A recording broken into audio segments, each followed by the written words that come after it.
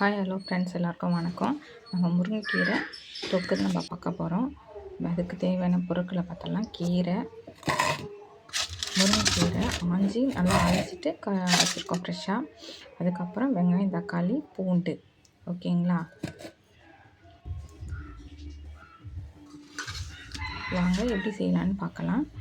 அதுக்கு ஒரு வானலில் அடுப்பில் வைக்கணும். அது கூட ஜீரகம், சின்ன ஜீரகம், பெருஞ்சீரகம், கடுகு போட்டு பொரிஞ்ச உடனே அது கூட நம்ம அரைச்சி வச்சுருக்கோம் இல்லையா, வெங்காயம், தக்காளி, பூண்டு, இதை நல்லா பேஸ்ட் பண்ணி நம்ம அரைச்சி வச்சுக்கணும். அதோடைய விழுதை தான் நம்ம என்ன பண்ண போகிறோம், இப்போ எண்ணெயில் போட்டு நல்லா வதக்க போகிறோம். போட்டு நல்லா வதக்கினதுக்கப்புறம் அதோடைய எண்ணெய் பிரிஞ்சு வரும். எண்ணெய் பிரிஞ்சு நல்லா வந்ததுக்கு அப்புறமா தான் என்ன பண்ணணும், வதக்கிட்டோம் முருங்கைக்கீரையை நம்ம அதில் போட்டு அதுவும் நல்லா எண்ணெய் பிரிஞ்சு வரணும். அப்போ தான் நல்லா டேஸ்ட்டாக இருக்கும். சரிங்களா? அதை வரைக்கும் நம்ம வெயிட் பண்ணலாம். இது நல்லா வதங்கணும். இந்த பச்சை வாசனை எல்லாம் வெங்காயத்தோடைய, பூண்டோடைய, தக்காளியோடைய பச்சை வாசனை எல்லாமே என்ன பண்ணணும், போயிடணும்.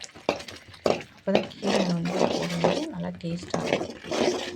உங்களுக்கு காரம் எவ்வளோ இருக்குன்னு நீங்கள் பார்த்துக்கங்க. இது கூட கொஞ்சம் உப்பு போட்டு பார்த்துக்கோங்க. உங்கள் டேஸ்ட்டுக்கு தகுந்த மாதிரி காரத்தை கூட்டவோ குறைக்கவோ செய்யலாம். சரிங்களா? இப்போ நல்லா வதங்கிடுச்சு. நல்லா வதங்கணும். இன்னும் நல்லா எண்ணெய் பிரிஞ்சு வர அளவுக்கு நல்லா வதங்கணும்.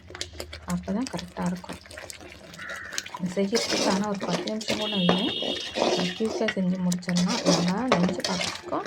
குழந்தைங்களுக்கு கொடுக்கலாம். முருங்கைக்கீரையில் நிறைய சத்துக்கள் இருக்குது. அதுவும் அயன் சத்து நிறைய இருக்குது. நிறைய குழந்தைங்க பருப்பு கூட போட்டு சாப்பிட்றதுக்கு விரும்ப மாட்டாங்க. அதுவும் மதிய நேரத்தில் ஸ்கூலுக்கு எடுத்துகிட்டு போகும்போது கீரை ஒரு மாதிரியாக இருக்கும், அதனால சாப்பிட மாட்டாங்க. இது போல் செஞ்சு கொடுக்கும்போது குழந்தைங்க விரும்பி சாப்பிடுவாங்க. டேஸ்ட்டும் நல்லாயிருக்கு. சரிங்களா? நீங்கள் ட்ரை பண்ணி பாருங்கள். இப்போ நல்லா எண்ணெய் பிரிஞ்சு வந்துடுச்சு. இந்த ஸ்டேஜில் நம்ம என்ன பண்ண போகிறோம்னா, முருங்கைக்கீரையை நம்ம போட்டுடலாம். முருங்கைக்கீரை போட்டாச்சு. போட்டுட்டு நல்லா கிண்டி விட்டுருங்க. நல்லா கிண்டி விடணும். அடி பிடிச்சிரும். நம்ம எண்ணெய் நிறைய தாராளமாக ஊற்றி வைக்கணுங்க. அந்த எண்ணெயிலே அது வெந்துடும். உங்களுக்கு வேணும்னா இந்த ஸ்டேஜில் கொஞ்சமாக புளியை கரைச்சி ஊற்றிக்கணும். நம்ம தக்காளி பழம் போடுறோம்னா நம்ம புளி ஊற்றலை. உங்களுக்கு வேணும்னா இந்த புளி கொஞ்சம் வேண்டும் அப்படின்னு நினச்சிங்கன்னா மட்டும் கொஞ்சமாக புளி சேர்த்து கரெக்டாக அது கூட வேக வச்சுக்கோங்க. இப்போ நல்லா கிண்டிட்டு நல்லா சுருண்டு வரணும். இந்த கீரை மினிமம் ஒரு 10 நிமிஷமாச்சும் ஆகும். நல்லா வெந்து சுருண்டு வரதுக்கு. அது வரைக்கும் நம்ம வெயிட் பண்ணலாம்.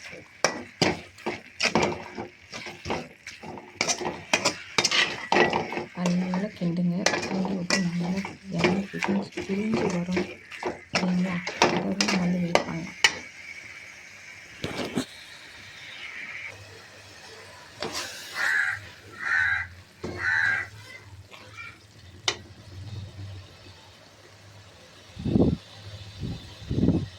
பாருங்கள், நல்லா சுருண்டு வந்துடுச்சு.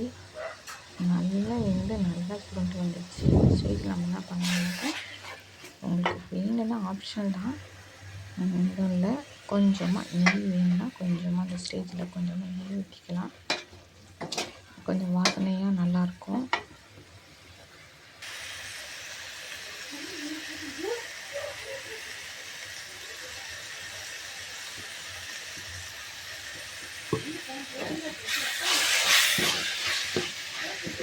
நல்லா கிண்டுங்க. அவ்வளோதான். இதை வெறும் சுட சுட சாதத்தில் போட்டு